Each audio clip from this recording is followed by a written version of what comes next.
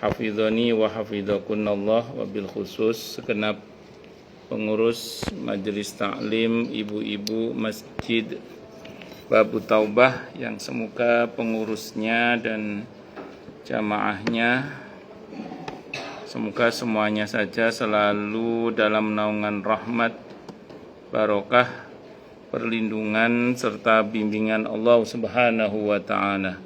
Amin, Allahumma amin, insyaallah. Dan tentu saya doakan semoga kemuliaan ibu-ibu sekalian selalu dijaga dan ditingkatkan terus oleh Allah Subhanahu wa ta'ala sebagai seorang muslimah, sebagai seorang istri, sebagai seorang ibu, dunia hingga syurga. Amin, Allahumma amin, insyaallah. Allahumma inna nas'aluka ilman nafi'ah wa rizqan thayyiba wa amalan mutaqabbala wa fatahallahu alaina futuhal arifin. Allahumma inna na'udzubika min ilmi la yanfa' wa amali la yurfa' wa qalbi la yakhsha' wa du'a la yusma'. Allahumma ati anfusana taqwaha wa zakkiha anta khairu man zakkaha anta waliyuha wa maulaha. Amin, Allahumma amin, insyaallah. Masih melanjutkan kajian kita kitab Ar-Ruh karya Ibnu Qayyim Al-Jauziyah rahimahullah rahmatan wasi'ah wa rahimallahu ulama al-muslimin. Qala al-musannif rahimahullahu ta'ala wa nafa'ana bihi wa bi'ulumihi fid dharaini amin. Bismillahirrahmanirrahim. Halaman 305. Ketika firman Allah yang artinya, dan dialah yang menidurkan kalian di waktu malam hari, dan dia mengetahui apa yang kalian kerjakan pada siang hari. Kemudian dia membangunkan kalian pada siang hari untuk disempurnakan umur kalian yang telah ditentukan. Kemudian kepada Allah lah kalian kembali. Lalu dia memberitahukan kepada kalian apa yang dahulu kalian kerjakan.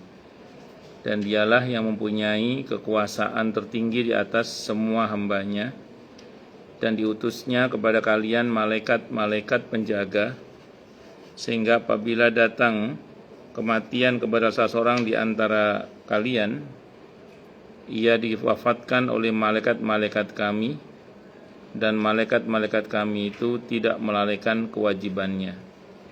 Jadi ini ayat diantaranya menerangkan tentang kalau kita bisa bangun berarti kita masih diizinkan oleh Allah untuk hidup melanjutkan sisa usia kita yang sudah Allah tentukan. Jadi umur kita ini sudah Allah tentukan. Kalau sudah waktunya harus berangkat lanjut. Kalau sudah waktunya harus berangkat apa? Lanjut. Mau memenuhi syarat kematian atau tidak, lanjut. Karena untuk mati tidak harus tua, untuk mati tidak harus sakit. Jadi untuk mati tidak harus tua, untuk mati tidak harus sakit. Jadi kalau udah waktunya berangkat, harus berangkat sudah. Dan tidak bisa dinegosiasikan kalau ajal sudah datang untuk dimajukan maupun dimundurkan walaupun cuman sesaat. Nah, karena sudah ditakar pasti umur kita, maka ada usah takut mati, tapi nggak usah mencari mati. Sudah saya bahas kemarin ya. Nah, kemudian berikutnya, kalau sudah saatnya kematian, maka akan dicabut nyawanya oleh para malaikat utusan Allah. Di sini menggunakan jamak. Jamak itu berarti 3 ke atas. Yang versi Ahmad itu malaikatnya ada 3 emang. Jadi tim malaikat maut itu ada 3. Yang di versi Ahmad ya. Ada yang 4 di riwayat yang lain. Ada yang 2 juga. Nah, saya nggak tahu kenapa kok 2 itu. Tapi kalau ayatnya sih jamak. Jamak itu 3 ke atas. Kalau dalam kitab At-Tadhkirah itu ada 2, ada 3, ada 4. Tim malaikat mautnya itu. Ada yang bagian nyabut nyawa, ada yang bagian berbisik, ada yang bagian gendong. Jadi kalau yang bagian, kan begitu mau dieksekusi nyawanya itu malaikat permisi dulu kan. An-Nahl ayat 32 itu. Alladzina tatawaffahumul malaikatu thayyibina yaquluna salamun alaikum. Jadi enggak usah khawatir Bu, kalau kita dan semoga kita termasuk orang yang bertakwa, malaikatnya permisi dulu. Tapi permisinya mau nyabut nyawa. Bentuknya indah, bagus, bentuknya wangi, menyenangkan. Terus kemudian kalau di versi Ahmad hadisnya nyawa itu, ruh itu dicabut dari arah ubun-ubun, tapi yang ketarik dari arah kaki. Terus sampai di kerongkongan, berhenti sebentar. Falaula idza balaghatil hulqum wa antum hina idin tandurun. Dan itu proses pencabutan itu sakit sekali ya. Karena innalil mauti sakarat. Nah, sampai di kerongkongan dia melihat tempat tinggalnya. Nah, disitulah kalau yang lihat surga, dia mau dengan senang hati keluar. Makanya kemudian dibisiki oleh yang bagian berbisik. Yang berbisik itu bisikannya kalau yang versi Ahmad mirip redaksinya di surah Al-Fajr ayat 27 itu. Ya ayyatuhan nafsul mutmainnah irji'i ila rabbiki radiyatan mardiyah. 2728 itu. Hei jiwa yang tenang, silakan kembali kepada Rabbmu, kepada Tuhanmu dengan ridho dan diridhoi. Tapi kalau ngelihat neraka, ruhnya tidak mau keluar. Karena nggak mau keluar, maka dipukul oleh malaikat. Kemarin Al-An'am ayat 93, surah Muhammad ayat 27, dipukul, dipaksa keluar. Negosiasi juga di surah Al-Munafiqun ayat 10 itu. Laula akhartani ila ajalin qarib fa asaddaqa wa akum minas solihin. Negosiasi agar kematiannya ditunda karena mau sedekah dan menjadi hamba Allah yang soleh. Tapi terlambat sudah. Negosiasi ditolak. Ayat 11-nya Allah menegaskan bahwa ajal tidak bisa diakhirkan walaupun cuman sesaat. Jadi harus tetap dieksekusi.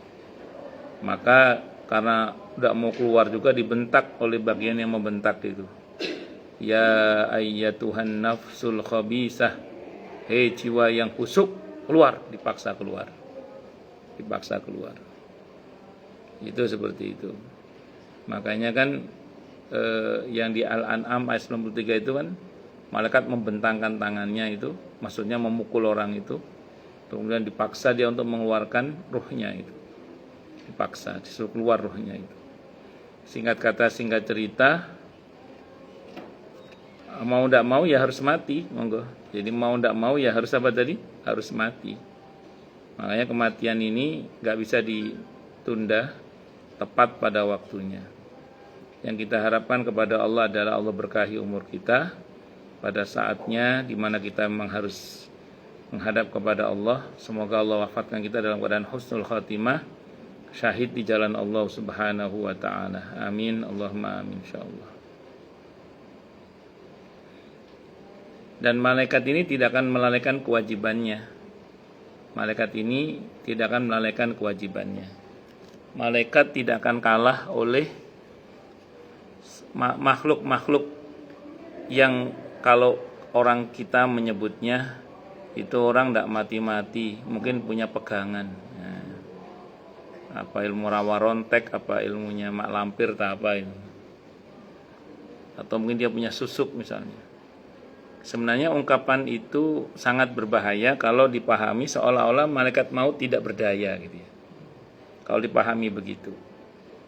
Tapi kalau itu dipahami bagian dari cara Allah memberi kesempatan dia untuk bertobat dengan cara tidak segera mematikannya, bahkan dipersulit kondisi matinya itu supaya dia segera bertobat atau menggugurkan dosanya dalam kondisi seperti itu mungkin. Atau itu bagian dari cara mati yang sengsara karena yang bersangkutan sebelumnya banyak berbuat kesyirikan misalnya. Jadi tergantung dari sudut pandang mana dia memandang. Tapi yang pasti memang belum ajalnya gitu. Nah kadang sebagian orang itu akhirnya manggil dukunnya. Begitu dibacakan mantra, mati. kata orang-orang, nah kan bener kan punya pegangan dia. Akhirnya seolah-olah sing sakti dukune akhirnya. Nah itu seperti itu. Padahal enggak, memang belum ajalnya. Emang belum ajalnya memang itu. Dan itu mungkin bagian dari cara Allah untuk menghapus dosanya, bisa jadi itu. Dengan memberikan kesempatan dia untuk bertobat dan menyadari kesalahan dalam posisi yang sangat sulit itu. Namun juga bisa dalam pengertian itu bagian dari siksaan DP sebelum nanti cashnya di neraka, naudzubillahi min syarri dzalik. Itu seperti itu. Tapi kalau seorang muslim umumnya sih itu bagian dari penghapusan dosa sebenarnya, kesempatan sebenarnya itu begitu. Allah. Lanjut. Di dalam ayat ini terdapat 3 dalil. Yang pertama, pengabaran tentang ditidurkannya jiwa pada malam hari. Yang kedua, jiwa itu dikembalikan ke badannya pada siang hari. Dan yang ketiga, pada para malaikat mewafatkannya jika sudah tiba saat kematian. Itu dalil dari 3 hal tadi. Yang keempat, firman Allah di surah Al-Fajr ayat 27 sampai 30 itu. Yang artinya atau bahasa Arabnya, ya ayyatuhan nafsul mutmainnah irji'i ila rabbiki radiyatan mardiyah fadkhuli fi ibadi wadkhuli jannati. Hei jiwa yang tenang, kembalilah kepada Rabbmu dengan hati yang puas lagi diridhoinya, maka masuklah ke dalam golongan atau jamaah hamba-hambaku dan masuklah ke dalam surgaku. Jiwa yang tenang itu jiwa yang ridho, merasa puas dengan segala keputusan Allah, baik itu masalah hukum maupun takdir. Itu orang-orang yang disebut jiwa yang tenang, an-nafsul mutmainnah. Jadi pertama, dia ridho dengan segala keputusan Allah terkait dengan hukum-hukumnya, ketentuan syariat-syariatnya. Yang kedua, dia ridho dengan ketentuan-ketentuan takdirnya. Semua keputusan Allah dia terima gitu aja. Terkait dengan syariatnya dia kedepankan sami'na wa ata'na. Terkait dengan takdirnya dia kedepankan sabar dan atau syukur, atau sifat ridho itu sendiri, sikap ridho itu sendiri. Itu seperti itu. Jadi saya ulang ya, terkait dengan syariat Allah dia kedepankan apa tadi? Sami'na wa ata'na. Kalau berkaitan dengan takdir dia kedepankan syukur dan atau ridho itu. Syukur dan atau sabar atau ridho itu sendiri. Jadi kalau orang seperti itu, dan semoga kita seperti itu ya, amin insyaallah. Maka insyaallah semoga kita termasuk dalam an-nafsul mutmainnah itu, amin insyaallah. Mudah-mudahan ya, mudah-mudahan. Lagi pula kalau kita mentaati aturan Allah kan pasti baik. Tidak ada aturan Allah yang mencelakakan, itu tidak ada. Oh itu Ustadz, ada orang kena GERD kok suruh puasa. Loh, kalau memang parah kan boleh nggak puasa.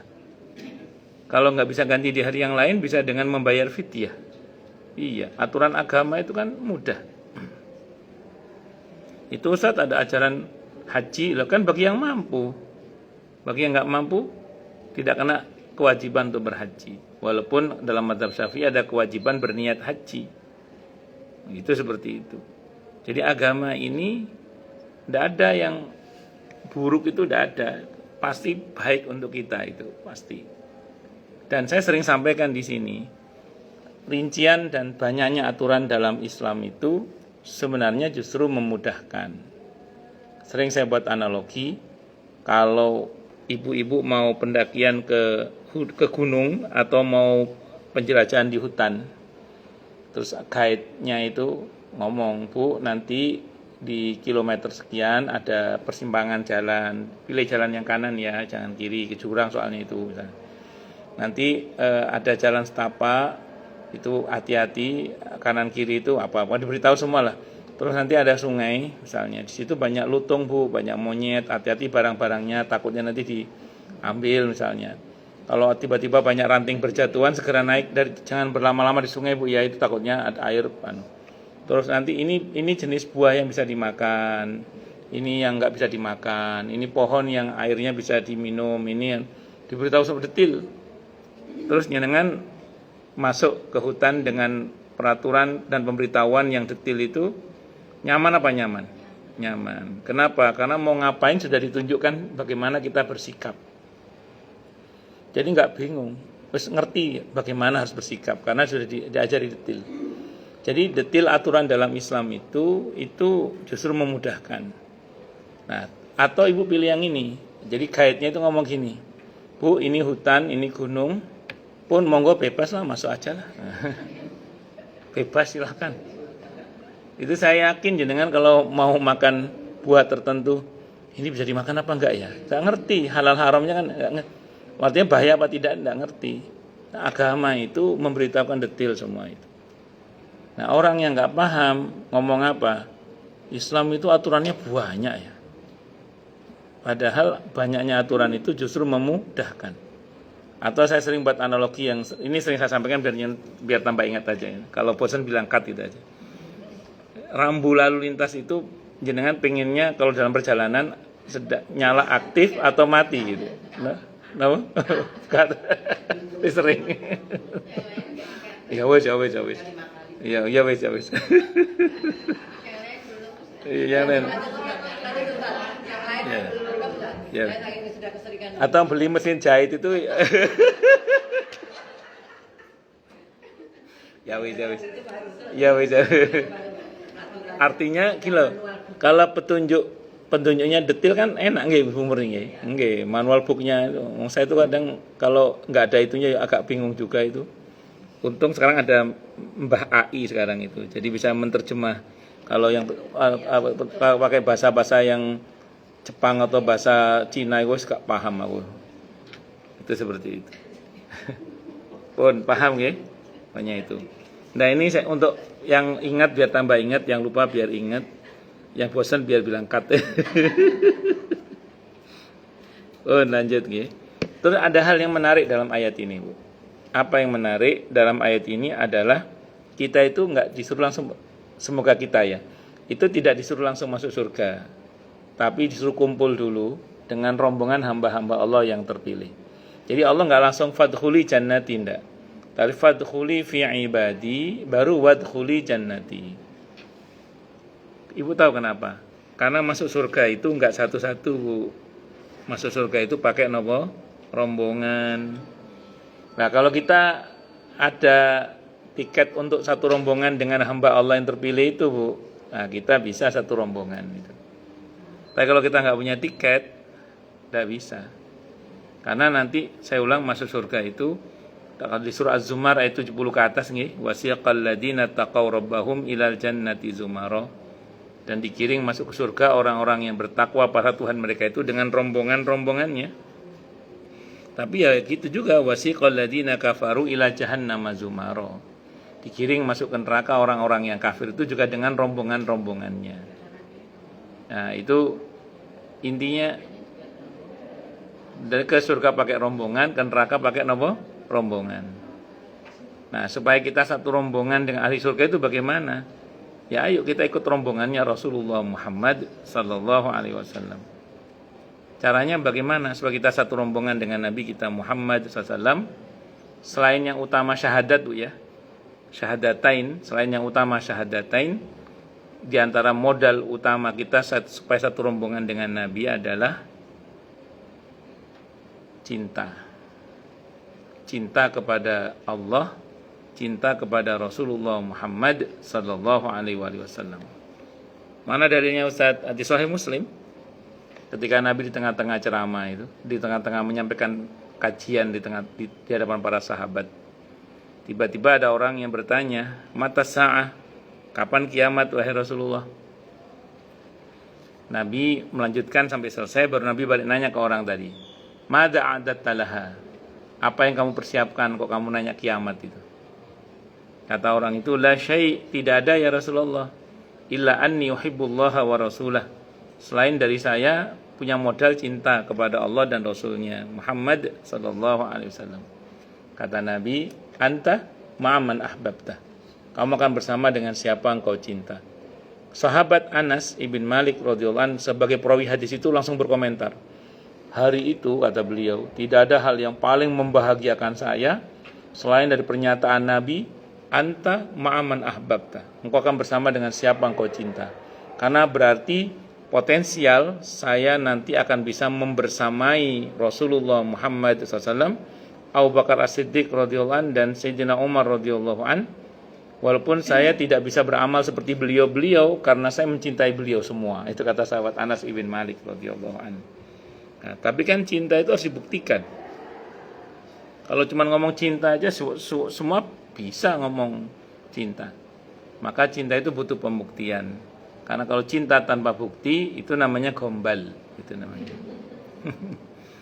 Kalau orang Jawa Timur nyebut gombal mukio. Maka harus ada buktinya. Apa bukti cinta kepada Nabi kita Muhammad SAW? Yang pertama, kasratu dzikrin Nabi bi kasrati sholawati alaihi. Memperbanyak menyebut dan mengingat Nabi kita Muhammad SAW dengan cara memperbanyak bersolawat untuk beliau. Karena ada satu makalah yang menyebutkan man ahabba syai'an kasura dzikruh. Siapa yang mencintai sesuatu, dia akan banyak menyebut dan mengingat sesuatu itu. Jadi kalau dia mengaku cinta pasti akan banyak menyebut dan mengingat yang dicintai itu. Mau makan ingat kamu itu, mau tidur ingat kamu itu. Ingat ya? Liriknya siapa itu? Pokoknya itulah. Pun itu kemudian sama, kalau kita mengaku cinta sama Nabi, mesti kita banyak ingat Nabi dengan berbanyak bersolawat untuk beliau. Yang kedua, ittiba, mengikuti sunnah Nabi kita Muhammad sallallahu alaihi wasallam. Kalau masalah sholat, masalah ibadah, jenengan udah ngaji lah insyaallah. Yang secara praktek sehari-hari kita latih dari sekarang. Ini saya juga masih belajar nih, saya juga masih belajar. Jadi kalau sampai rumah itu saya sebagai laki-laki membayangkan dulu Rasulullah kalau sampai rumah ketemu istrinya bagaimana ya gitu. Dulu kalau sholat kan jenengan udah paham semua. Saya contohkan dulu Rasulullah kalau ketemu sama anak-anaknya bagaimana ya gitu. Kalau ketemu cucunya bagaimana dulu Rasulullah itu. Bayangkan aja. Dan kita nggak akan punya bayangan kalau kita nggak belajar sirah. Jadi kita nggak akan punya bayangan kalau kita nggak belajar sirah gitu. Nah, jangan ya bayangkan kalau ketemu sama suami dulu para istri Nabi bagaimana ya kira-kira gitu. Itu seperti itu. Jangan dituntut suaminya kayak Muhammad Rasulullah. Kalau dia masih Muhammad Bekasi ya Bekasi aja. Tapi paling enggak ibu menuntut ibu untuk menjadi seperti ummahatul mukminin gitu. Nah, terus dulu Rasulullah kalau ke tetangganya bagaimana ya gitu. Bayangkan aja. Dan saya ulang, kita nggak akan punya bayangan ya kalau kita tidak belajar sirah. Kita tidak wajib menyamai karena nggak mungkin. Tapi paling nggak mengikuti lah. Jadi saya ulang, kita ini tidak mungkin menyamai dan memang kita tidak dituntut untuk menyamai. Tapi mengikuti. Pada hal yang kita mampu, ngebut di situ. Di hal yang belum mampu, ya pelan-pelan kita belajar. Contoh, menghadapi tetangga yang resek misalnya. Kan tidak semua kita bisa kayak Nabi misalnya. Tidak semua kita bisa kayak Nabi. Kalau Nabi justru ketika dijahati malah beliau membalas dengan kebaikan. Kalau jenengan sanggup, bagus, alhamdulillah. Tapi kan tidak semua orang sanggup. Ngerti nggih? Enggak semua orang sanggup. Akhirnya pakai prinsip aku dizalimi, aku ora bales ning aku ra iso apik yang wong iku antak sakne. Yang penting jangan kita itu kalau membalas ya maksudnya itu lebih gitu aja. Kan saya sering sampai sini bahwa orang itu kalau dizalimi itu punya dua hak. Hak membalas atau hak memaafkan. Kalau membalas harus pas, tidak boleh lebih. Harus pas. Kalau lebih kena hisab kita, ngoten nggih. Nah, kalau kurang malah tidak apa-apa. Kalau pas itu kosong-kosong. Nah, cuman kalau kosong-kosong kan kita nggak surplus, kita nggak dapat tambahan pahala. Tapi kalau kita memaafkan, itu kita dapat poin pahala. Paling nggak memaafkanlah. Kalaupun kita tidak bisa membalas dengan kebaikan. Kejahatan dibalas dengan kebaikan, paling enggak kalau kita nggak bisa begitu, paling enggak kita punya sikap memaafkan. Sebenarnya kesel Ustaz, tapi sudah saya maafkan. Oh, kesel. Anda sanggup memaafkan itu syar'i. Tidak sanggup tidak bisa menahan rasa kesel itu manusiawi. Itu seperti itu. Jadi Ya paling enggak Allah Maha tahu kita sedang berjuang untuk memaafkan ini. Jadi Allah Maha tahu kita sedang berjuang untuk memaafkan. Dan mujahadah kita tidak akan sia-sia insyaallah. Ngoten nggih. Nah ini contoh aja. Dulu Nabi kalau dagang bagaimana ya, kita bayangkan aja. Kalau yang jadi ketua RT, ketua RW dulu Nabi kalau jadi pemimpin itu bagaimana ya, gitu, seperti itu. Bu Ginung RT RW 20 ya. Oh. RW 11 RW. Oh, lanjut. Enggak, saya tidak memprovokasi. Saya cuma nanya aja kok. Allahu Akbar. Oh, lanjut. Sampai mana tadi? Nah, baru nanti begitu masuk rombongan, baru masuk surga bareng-bareng. Apa cuman itu Ustaz? Paling enggak itu modal utama lah. Kalau ibu nanya yang lain-lain banyak nanti itu. Contoh gini Bu, misalnya. Pernah ada seorang sahabat, beberapa orang sahabat bahkan ya. Hadisnya Sahih Muslim diantaranya. Di antara sahabat namanya Thauban radhiyallahu anhu. Di antaranya namanya Thauban radhiyallahu anhu. Beberapa hari khidmah menuang air wudhu untuk Rasulullah Muhammad SAW. Terus satu saat Nabi bilang, "Sal, mintalah kamu upah atau hadiah, mintalah kamu hadiah." Volunteer itu orang yang khidmah, volunteer itu orang yang dikhidmai, orang yang dibantu itu tidak wajib menggaji. Jadi teman-teman yang sukarela membantu kita hajatan misalnya, itu kita tidak punya kewajiban menggaji. Cuman akhlak Nabi itu memberi hadiah. Jadi tidak menggaji tapi memberi hadiah. Kata Nabi, "Sal, mintalah kamu hadiah." Mumpung yang nyuruh minta Nabi dimanfaatkan oleh sahabat ini. Murafaqataka fil jannah ya Rasulullah. Saya mau menemanimu di surga ya Rasulullah. Kata Nabi, "Au kama qala aw ghaira dzalik?" Ada permintaan lain enggak? La huwa dzak, tidak itu aja. Bukan itu aja, itu luar biasa. Apa sabda beliau? A'inni 'alaika bikathrati sujud. Bantu saya supaya kamu bisa bersama dengan saya di surga dengan cara memperbanyak sujud. Kata beliau gitu. Jadi bantu saya supaya kamu bisa bersama dengan saya di surga dengan cara memperbanyak apa? Sujud. Nah, ini kata Nabi, fa innaka idza sajadta rafa'akallah. Karena kalau kamu sujud, Allah akan angkat derajatmu. Ini bagian dari amalan. Nabi itu tidak menyebut semua kebaikan. Karena kebaikan Nabi itu banyak, bukan cuma banyak, banyak kebaikan Nabi itu. Kalau kita ditunjuk seluruhnya habis kita. Nah, tapi yang Nabi tunjuk hanya sebagian. Di antaranya apa? Senang sujud itu. Itu di antaranya. Mana lagi Ustadz? Banyaklah amalan-amalan yang lain. Yang intinya kalau kita punya semangat atas dasar cinta kepada Nabi, insya Allah lah. Itu akan menjadi asbab kita nanti insya Allah dan semoga satu rombongan bersama dengan Rasulullah Muhammad Sallallahu Alaihi Wasallam. Pun itu di antaranya, nggih. Di dalam ayat ini terdapat 3 dalil. Dalil itu petunjuk ya. Yang pertama, jiwa itu disifati dengan kembali. Jadi ada pergi, ada kembali. Jiwa itu disifati dengan masuklah dalam rombongan hambaku tadi yang terpilih. Jiwa itu disifati dengan ridho. Berarti jiwa itu, ruh itu bisa senang, bisa tidak senang, bisa sedih, bisa.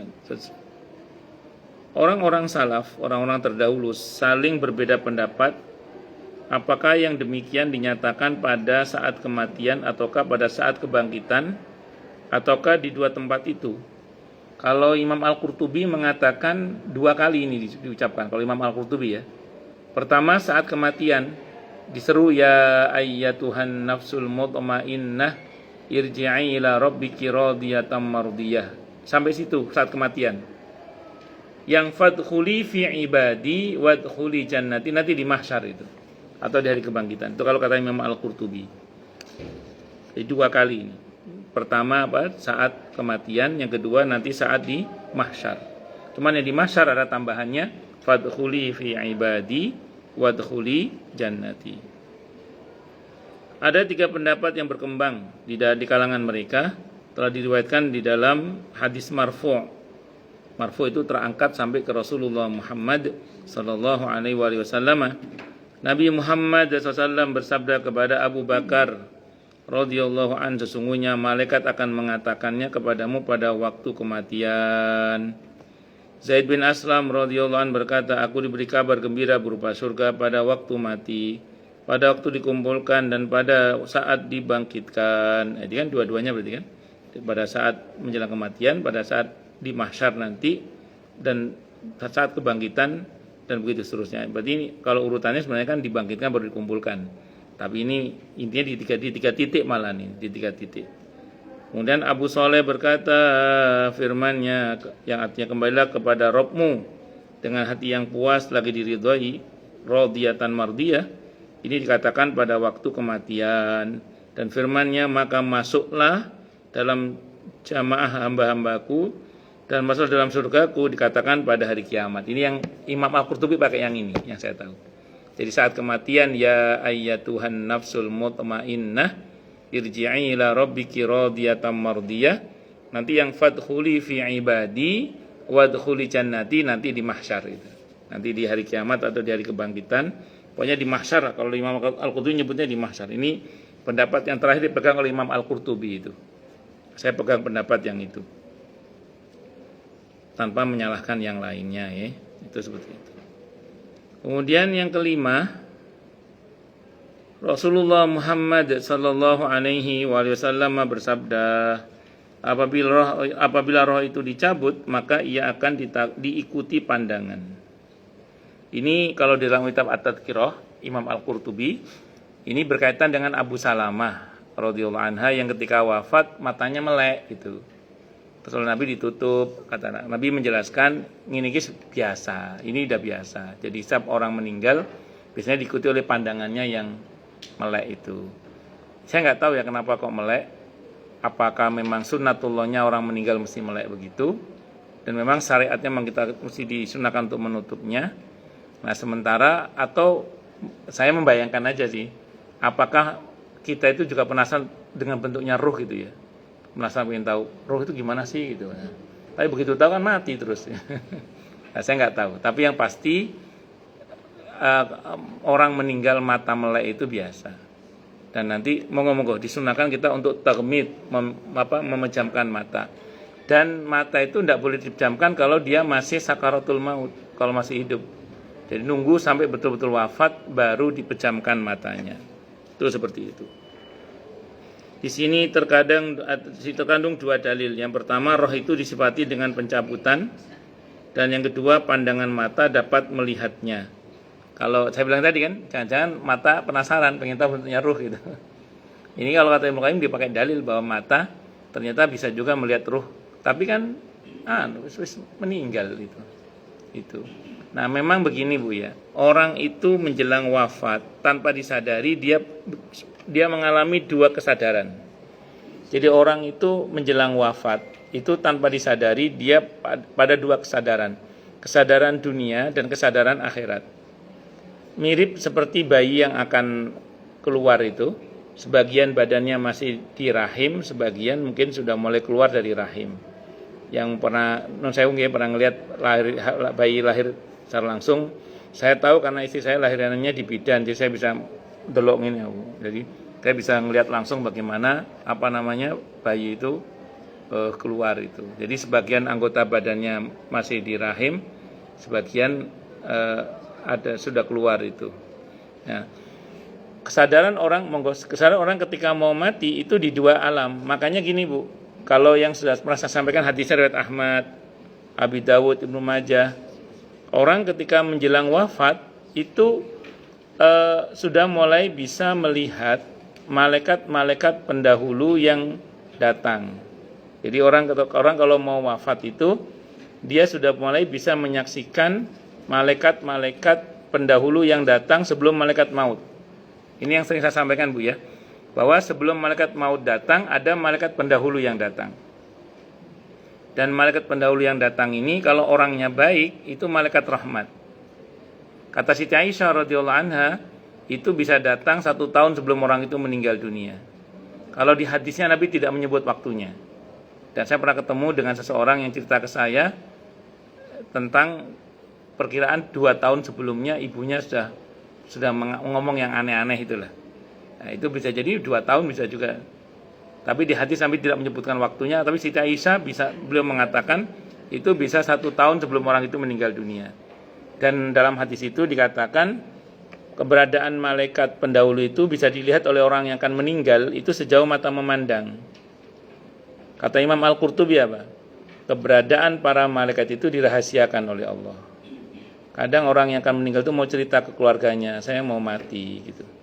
Tapi baru ngomong seberapa, teralihkan ngomong yang lain. Atau ngomongnya jelas, tapi yang diomongi gak mudeng gitu. Dulu ada jamaah kita di sini yang suaminya meninggal itu, 2 pekan sebelum meninggal suaminya itu bolak-balik ngomong ke keluarganya itu. Nanti kalau saya pergi yang jaga adik siapa? Karena kalau bapak ibunya kerja, cucunya yang jaga si bapak ini. Nanti kalau aku pergi yang jaga adik siapa? Keluarganya itu mikir pergi itu maksudnya itu keluar kota gitu. Ternyata pergi itu selamanya ke alam barzakh itu maksudnya, meninggal ternyata. Allahyarham ayah saya itu sebelum meninggal pas ceramah depan jamaahnya beliau mengatakan, ini ceramah terakhir saya, kata beliau. Setelah ini yang lanjutin anak saya. Anak saya maksudnya adik saya ya, adik saya. Jadi bukan saya. Dan memang adik saya melanjutkan bapak saya di kampung. Itu seperti itu. Jadi ya saat itu kata ibu saya, sama ngomong apa mas? Ngomong apa mang kata bapak saya? Ya ternyata itu betul itu ceramah terakhir beliau. Karena setelah itu beliau tidak sadarkan diri dan sampai akhirnya wafat. Itu seperti itu. Nah jadi sudah diketahui. Kata Imam Al-Qurtubi lagi, orang yang nggak tahu mengira malaikat itu jin, akhirnya minta diruqyah. Itu kata Imam Al-Qurtubi itu. Jadi orang mengira malaikat itu apa? Jin, akhirnya minta diruqyah. Dan saya pernah ketemu orang kayak gini. Sebelum meninggal itu minta diruqyah. Saya diikuti oleh orang itu. Dia mengikuti saya terus itu. Saya udah curiga dalam hati, tapi saya nggak berani memastikan kan, saya belum tahu bocoran Lauhul Mahfuz. Ternyata betul nggak lama wafat. Jadi model-model. Nanti kalau jenengan pulang ke rumah kok lihat banyak orang terus keluarga nggak ada yang ngelihat ya siap-siap aja. Tapi tidak usah khawatir, kata Siti Aisyah radhiyallahu anha, kalau dia yang datang malaikat rahmat, SOP-nya tetap mengucap salam. Assalamualaikum kinung gitu. Terus kata Siti Aisyah radhiyallahu anha, malaikat rahmat itu tapi ini bukan malaikat maut umuri. Malaikat maut hari H, kalau malaikat maut itu hari H. Bukan, malaikat pendahulu. Bisa 1 tahun sebelumnya gitu. Itu kata Siti Aisyah radhiyallahu anha, malaikat pendahulu ini diantara fungsinya adalah membimbing orang yang akan wafat itu guna husnul khotimah. Itu diantaranya. Iya. Apa? Ya nanti siapa yang alami WA saya lah nanti. Saya enggak tahu. Tapi semua pasti mengalami itu. Nah, tapi ya gitu kan dirahasiakan oleh Allah kan. Kau nggak bisa cerita gitu aja. Pernah tahun 2014 itu ada seorang kiai pas habis umroh itu beliau cerita sama adiknya. Tadi saya mimpi ketemu malaikat, tapi mimpi ceritanya itu. Apa katanya Kang? Katanya saya mau mati ya. Terus pulang habis umroh itu pulang di pesantren tambah giat beliau dakwahnya itu. Kata adiknya, Kang, sampean itu sedang sakit kok, rajin banget dakwahnya. Mau istirahat itu. Kata kiai itu, orang mau mati kok suruh istirahat. Betul, bulan Ramadan beliau wafat dalam keadaan habis berbuka, sholat sunnah nunggu sholat maghrib. Itu Masya Allah. Itu seperti itu. Saya kira ini dulu Bu. Silakan yang mau tanya, protes, marah boleh silakan. Masalah atau masalah yang lain boleh. Oke, monggo. Lebih sepuh siapa? Jenengan apa Bu Kinung? Monggo. Lebih senior. Monggo RW 20. Nggih.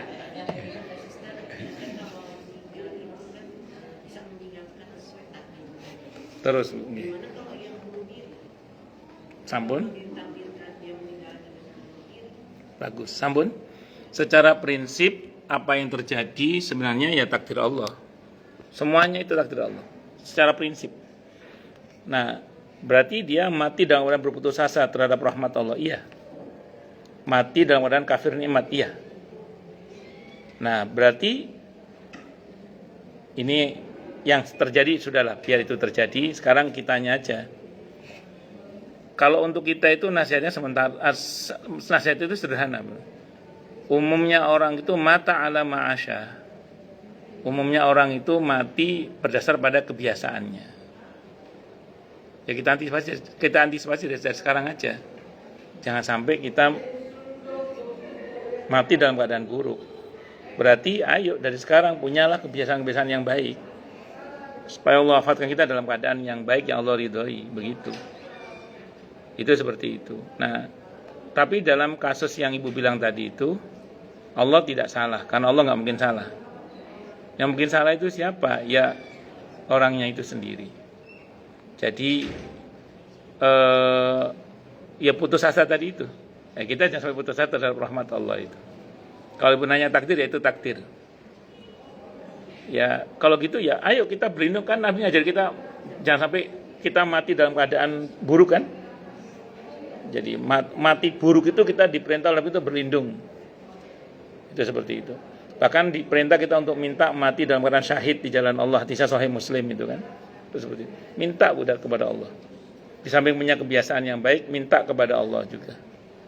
Mumpung kita masih hidup gitu. Kalau yang sudah terjadi, biarlah itu terjadi. Yang pasti Allah nggak mungkin salah. Yang mungkin salah itu adalah makhluknya. Kita ambil pelajaran aja itu. Saya kira itu. Nah, nggih, monggo Bu, silakan. Nggih. Nggih.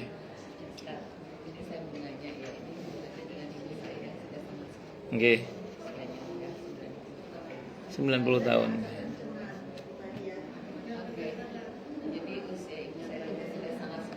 Nggih. Insyaallah. Nah, terus itu dia tuh suka ngerasa tuh ada orang terus tunjuk-tunjuk gitu dalam HP. Terus gitu kita kan takut ya. Terus berobat ke psikiater, katanya itu halusinasi. Tapi akhir-akhir ini yang saya lihat, yang saya sering ibu telepon, itu suka gini bilangnya, sekarang ini keinginannya ingin baca Quran yang benar dia katanya gitu. Terus begitu biasa itu kalau baca Yasin aja bisa sampai 2 hari gitu malam Jumat sampai dengan Jumat sampai sore. Nah sekarang 1 kali itu bisa. Nah cuman kemarin nanya gini Ustaz, ibu itu baca Quran kadang-kadang suka lupa huruf hijaiyahnya hurufnya juga mungkin nggak benar gitu ya Ustaz ya.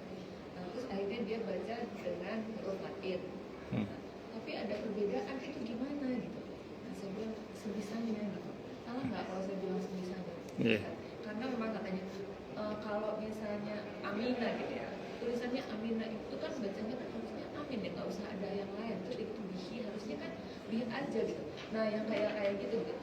Nanya lagi, nah gitu gimana Ustaz? Saya harus gimana gitu? Ya, yang pertama menghadapi ibu yang sampun sepuh sangat itu ada 3 tahapan. Yang pertama harus sabar, yang kedua harus sawab-bawar, yang ketiga harus ekstra sawab-bawar. Itu harus, nggak ada pilihan lain itu menghadapi orang tua yang S3 sampun sepuh sangat gitu.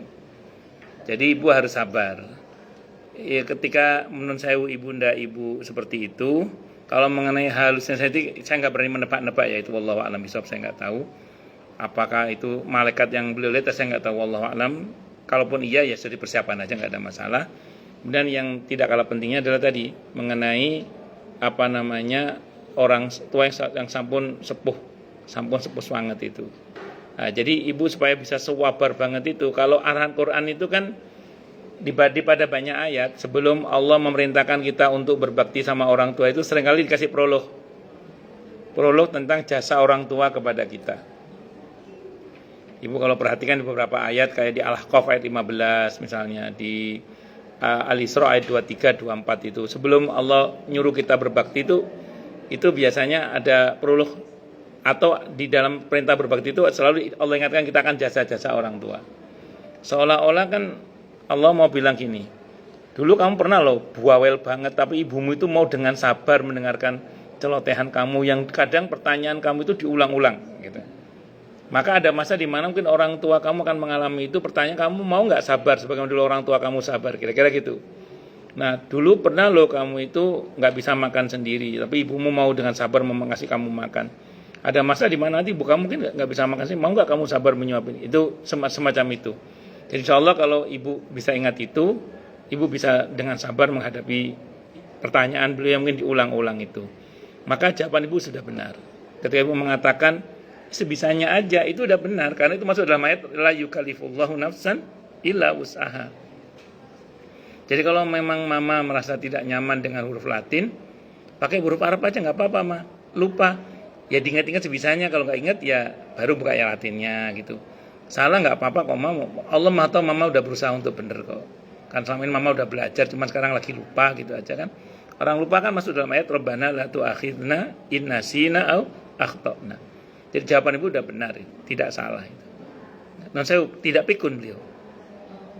Oh, alhamdulillah, masya Allah. Ya sudah, disabari aja. Yang kedua disuap hari, yang ketiga. Inginnya tuh perfect, ibadah tuh mau perfect. Saya bilang kan waktu itu, tapi gini Ustaz, karena terlalu sering ke namanya itu kamar mandi dan sebagainya, udah deh disatuin aja. Enggak mau. Sudah akhirnya perawatnya harus sabar kan. Oke. Ya pelan-pelan saja dijelaskan kalau beliau berkenan ya. Ya enggak apa-apa sih Ma kalau mama mau seperti ini. Cuman dalam agama itu ada keringanan Ma, gitu, terangkan aja. Jadi dalam agama itu Ma ada azimah, ada rukhsah. Azimah itu hukum asal ya. Nah, ada rukhsah keringanan. Salat fardu 5 waktu itu azimahnya dengan rakaat 17. Itu azimahnya. Rukhsahnya adalah dalam kondisi tertentu, apalagi sudah sepuh, butuh perawatan khusus, kalau dikerjakan tepat waktunya misalnya akan menjadi sulit, karena terutama bagi yang mengalami sakit nih. Maka dalam kondisi darurat misalnya boleh sekali waktu, itu dijamak misalnya. Kita jangan dikosor kalau tidak dalam safar.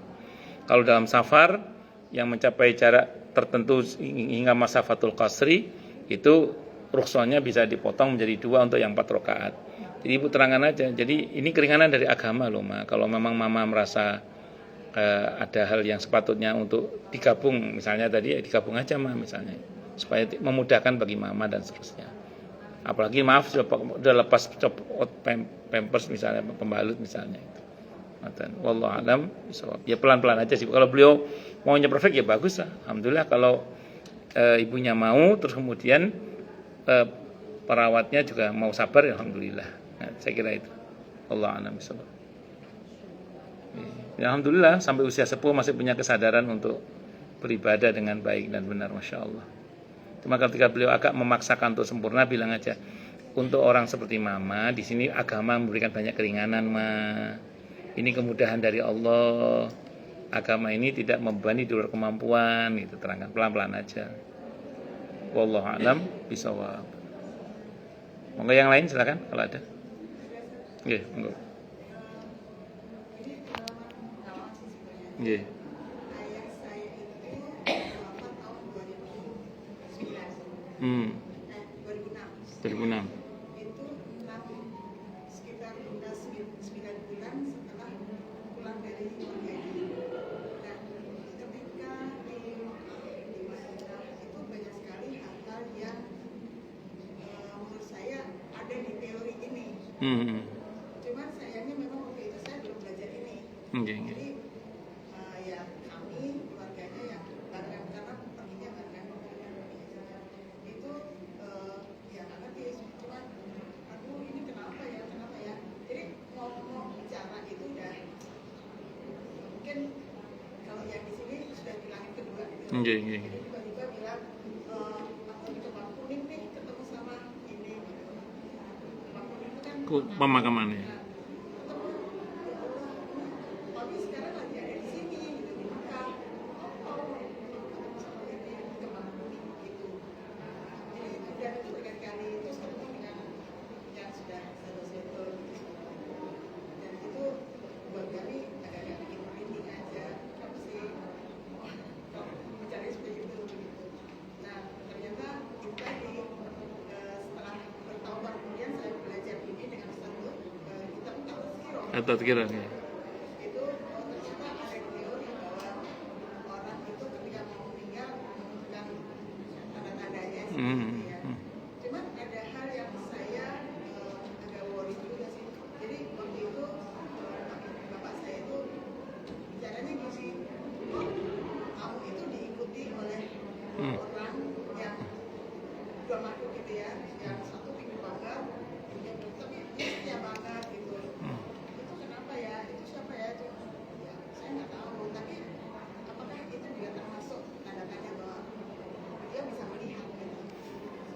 Baik, saya ulang tadi, orang ketika akan meninggal dunia itu dia kesadarannya sudah menyentuh dua alam. Jadi alam dunia ini sama alam selanjutnya. Nah, apakah yang beliau lihat itu betul-betul seperti apa yang dikatakan kepada ibu? Ya wallahu alam, saya nggak bisa memastikan. Tapi yang pasti memang begitu keadaannya. Makanya orang kalau menjelang meninggal itu biasanya ngomongnya udah mulai aneh biasanya, udah mulai kayak nyambung ke kita kadang itu. Tapi tadi kata Imam Al-Qurtubi bicara prinsip semua itu dirahasiakan oleh Allah sebenarnya itu. Jadi apa yang beliau lihat itu ya memang begitu, informasi dalilnya begitu memang sudah mulai bisa menjangkau apa yang orang yang belum akan mati belum bisa menjangkau. Tapi orang yang meninggal sudah mulai menjangkau karena kesadarannya sudah menyentuh dimensi alam berikutnya itu sudah mulai menyentuh alam gerbang akhiratnya itu. Bukan langit kedua sebenarnya, tapi lebih kepada dimensi berikutnya. Kan kita masih dimensi dunia. Kalau barzakh kan dimensi berikutnya. Nah, dia kesadarannya sudah mulai menyentuh dua-duanya itu, antara itu, sudah menyentuh antara itu. Makanya tadi kata Nabi dalam hadis yang saya katakan tadi itu akamakal, dia sudah mulai bisa melihat apa yang orang kita ini nggak bisa melihat itu maupun riwayatnya akamakal. Termasuk kedatangan malaikat pendahulu itu. Nah, ngoten nggih. Cukup dulu nggih. Kita tutup dengan hamdalah. Alhamdulillahirabbil alamin. Semoga kajian kita bisa bermanfaat, mubarakah fid dini wa dunya wal akhirah untuk kita, keluarga kita dan seluruh umat Islam semuanya.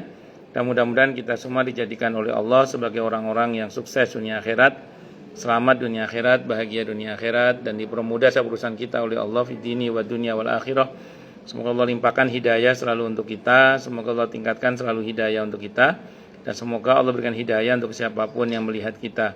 Subhanakallahumma bihamdika asyhadu an la ilaha illa anta astaghfiruka wa atubu ilaik. Sallallahu alaihi Muhammad wa ala alihi wasallam. Saya mohon maaf. Wassalamualaikum warahmatullahi wabarakatuh.